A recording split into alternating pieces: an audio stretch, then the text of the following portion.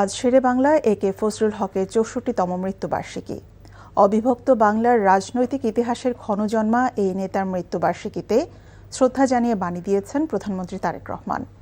এই নেতার রাজনৈতিক ইতিহাসের কথা তুলে ধরার পাশাপাশি প্রধানমন্ত্রী তার বাণীতে অবহেলিত কৃষক সমাজের বন্ধু হিসেবে উল্লেখ করেন শেরে বাংলা একে ফজলুল হককে। তার সংবেদনশীলতা, মমতা এবং রাজনৈতিক আপোষহীনতা তাকে সর্বভারতীয় রাজনীতির উচ্চ শিখরে পৌঁছে দিয়েছেন বলে বাণীতে উল্লেখ করেন তারেক রহমান। এই মহান নেতার মৃত্যুবার্ষিকীতে আল্লাহর দরবারে তার বিদেহী আত্মার মাগফিরাত কামনা করেন প্রধানমন্ত্রী। জনগণের ভাগ্য নিয়ে ছিনিমিনি খেলতে চায় একটি গোষ্ঠী। জুলাই সনদ ও গণভোটের রায় নিয়ে বিভ্রান্ত ছড়িয়ে যারা রাজনৈতিক ফায়দা হাসিল করতে চায় তাদের থেকে জনগণকে সতর্ক থাকার আহ্বান জানিয়েছেন প্রধানমন্ত্রী তারেক রহমান। যশোরের শার্শা উপজেলার উলাশী খাল খনন উদ্বোধন করে তিনি এসব কথা বলেন। হাসান মাহমুদের রিপোর্ট। দখলে দূষণে মৃত প্রায় প্রান্তিক জনপদের খালগুলোতে প্রাণ ফেরাতে এক সরকার প্রধানের নিরন্তর অভিযাত্রা।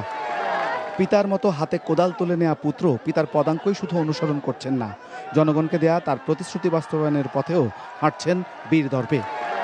যশোরের শার্শা উপজেলার উলুশী যদুনাথপুর ৪ কিলোমিটার খাল খননের উদ্বোধন করে সমবেত সমাবেশে প্রধানমন্ত্রী তারেক রহমান বলেন, কেউ যদি বিভ্রান্তির রাজনীতি করে দেশে বিশৃঙ্খলা সৃষ্টি করে মানুষ তার জবাব দেবে। যারা বিভ্রান্তির রাজনীতি করছে, যারা জনগণের কর্মসূচি, খাল খনন কর্মসূচি, ফ্যামিলি কার্ড, কৃষক কার্ড, মানুষের ঘরে ঘরে ডাক্তার বা স্বাস্থ্য সেবা কর্মী পৌঁছে দেওয়া, স্বাস্থ্য শিক্ষা সুবিধা পৌঁছে দেওয়া, এই কর্মসূচিগুলোকে যারা বাধাগ্রস্ত করছে, প্রিয় ভাই বোনেরা, তাদের বিরুদ্ধে সজাগ থাকতে হবে। দেশের মানুষ সতর্ক থাকলে সরকার এই দেশের মানুষের জনকল্যাণে যা যা কর্মসূচি প্রয়োজন পর্যায়ক্রমিকভাবে সকল কর্মসূচি ইনশাআল্লাহ বাস্তবায়ন করবে। জুলাই সনদ গণভোট নিয়ে একটি গোষ্ঠী মানুষকে বিভ্রান্ত করছে উল্লেখ করে তারেক রহমান মধ্যপ্রাচ্য যুদ্ধ পরিস্থিতিতে সৃষ্ট সংকট মোকাবেলায় সবাইকে ধৈর্য ধরার আহ্বান জানান। দেশের সম্পদ একদিকে যেরকম গত 17 বছর লুটপাট হয়ে গেছে, একইভাবে মধ্যপ্রাচ্যে যে যুদ্ধ পরিস্থিতি বা যুদ্ধ চলছে তার কারণে এই যে তেলের দাম বেড়ে যাওয়াতে আমাদেরকে বাড়তি অর্থে এই জ্বালানি কিনতে হচ্ছে, সেই জন্য এই অর্থনীতির উপর একটু চাপ পড়ছে। কিন্তু আমরা যদি সকলে ধৈর্য ধারণ করে সরকার পর্যায়ক্রমিকভাবে এলাকা সহ দেশের মানুষের সমস্যার সমাধান ইনশাআল্লাহ করবে। তারেক রহমান বলেন, কৃষক কার্ড, ফ্যামিলি কার্ড সহ মানুষের জন্য বিভিন্ন কর্মসূচি বাস্তবায়ন করছে তার সরকার। মা বোনদের একটি ব্যাপারে খুব কষ্ট হয়, রান্না বাড়ির ব্যাপারে কষ্ট হয়, সেটি গ্রামের মা বোনই হোক, সেটি শহরের মা বোনই হোক। আমরা যেরকম সারা দেশের মায়েদের কাছে আমরা যেরকম ফ্যামিলি কার্ড পৌঁছে দিচ্ছি, সেরকম আরেকটি কার্ড দিতে চাই, সেটি হবে এলপিজি কার্ড, এলপিজি গ্যাস। দেশের মানুষের জন্য বিএনপি সরকারের প্রতিশ্রুতি বাস্তবায়নে সবাইকে ঐক্যবদ্ধ থাকার আহ্বান জানান প্রধানমন্ত্রী। দূষণে, দখলে এবং পরিচর্যার অভাবে দেশের খালগুলো প্রায় মরার পথে, আর ঠিক সে সময় খালগুলোকে পুনর্জাগরণের জন্য উদ্যোগ নিয়েছে সরকার, যেটা ছিল শহীদ প্রেসিডেন্ট জিয়াউর রহমানের আসলে মূল কার্যক্রম, আর সেদিকেই যাচ্ছে এই সরকারও। এই খাল পুনর্খননের মধ্য দিয়ে এই এলাকার কৃষি অর্থনীতি পুনর্জাগরণ ঘটবে, এমনটাই মনে করছেন এখানকার মানুষ। Hasan Mahmud, NTV news, Ulushi, Jessore.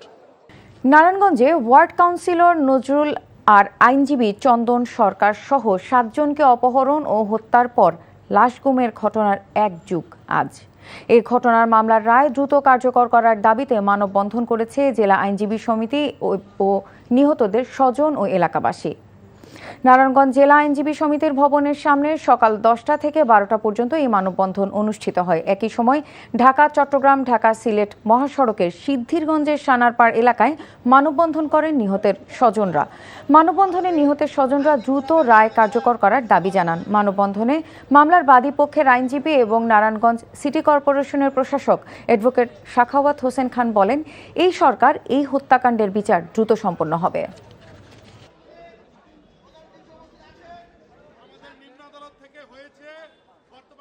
বর্তমান যে আইনমন্ত্রী তার সাথে কথা বলেছি, আমাদের অ্যাটর্নি জেনারেলের সাথে কথা বলেছি, ওনারা আশ্বাস দিয়েছে যে এটা দ্রুততম সময়ের মধ্যে ওনারা লিস্টে এনে এটার বিচার নিষ্পত্তি করবে।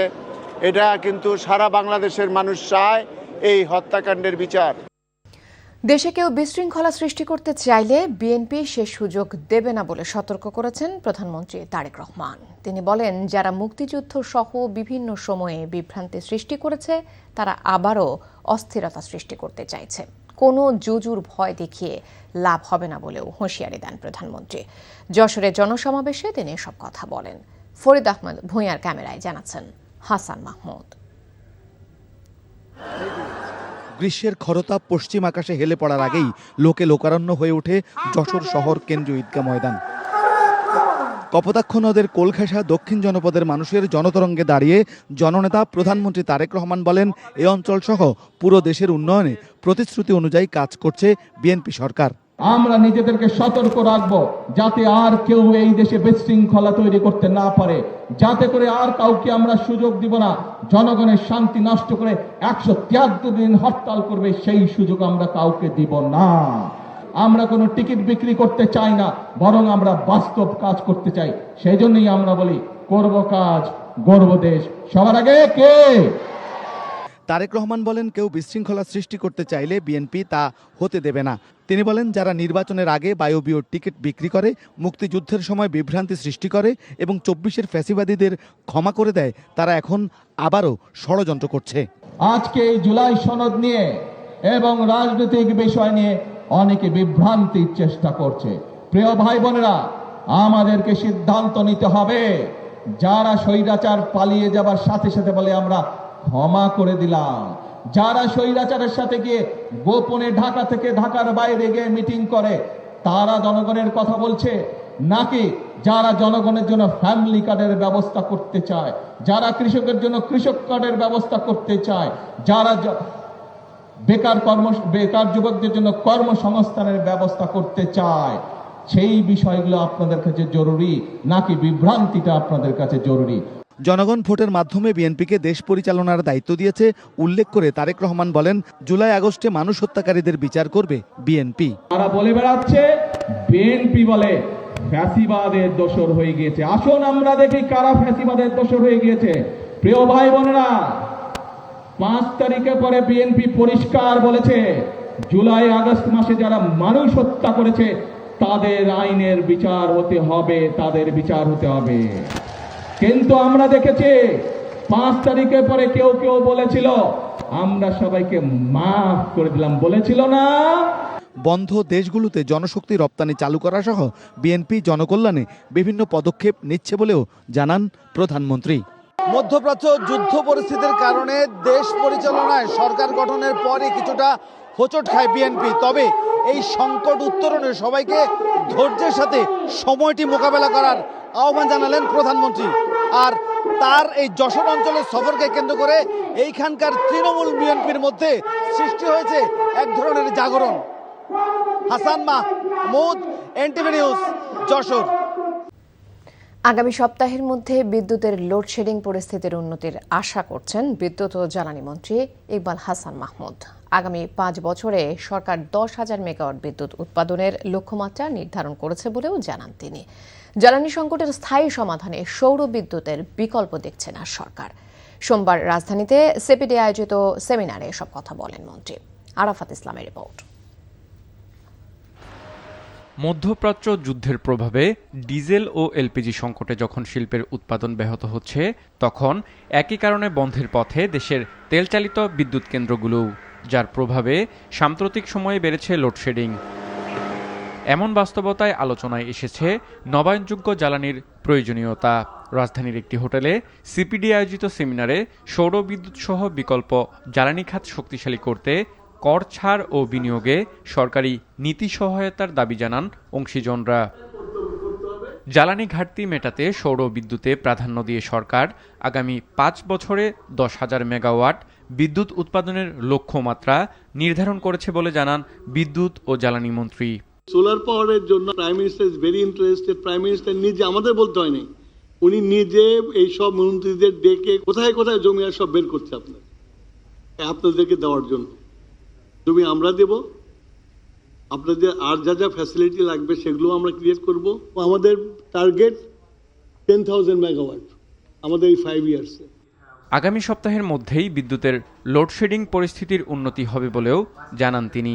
আশা করি যে আগামী সপ্তাহের মধ্যে বিদ্যুতের অবস্থা কিছুটা ইমপ্রুভ করবে। কিছু কিছু প্রাইভেট পাওয়ার জেনারেটর যারা আছে তারা আপনার পাওয়ার দেওয়া শুরু করবে, তাতে আশা করি যে আমার এখন তো প্রায় 1200 বা 1500 মেগাওয়াট আমাকে লোডশেডিং দিতে হচ্ছে, তখন আমি হয়তো 800-900-র মধ্যে নিয়ে আসতে পারবো। লোডশেডিং থাকবে।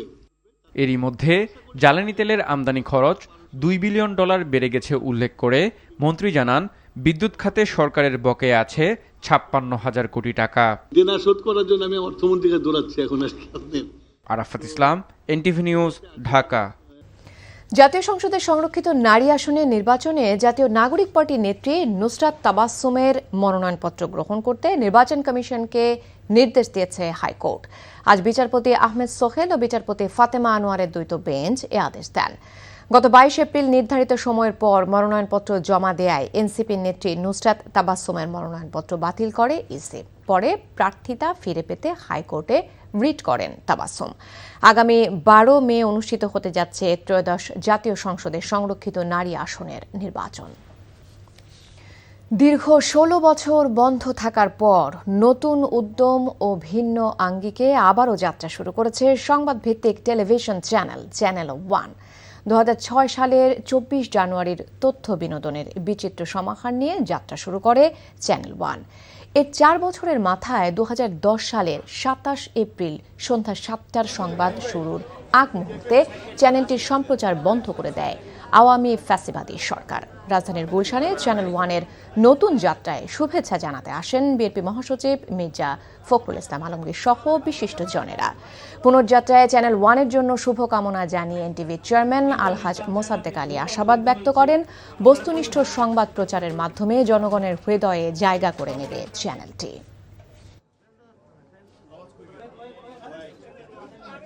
দীর্ঘ 16 বছর তাদের রাজনৈতিক প্রতিহিংসার কারণে তাদের প্রচার বন্ধ করে রাখা, চ্যানেলকে বন্ধ করে রাখা, এটা ছিল ফ্যাসিস্ট রেজিমের সবচেয়ে বড় একটা নজির, যে নিজেদের শাসনকে চিরস্থায়ী করবার জন্য কীভাবে গণমাধ্যমকে নিয়ন্ত্রণ করে রাখা হয়।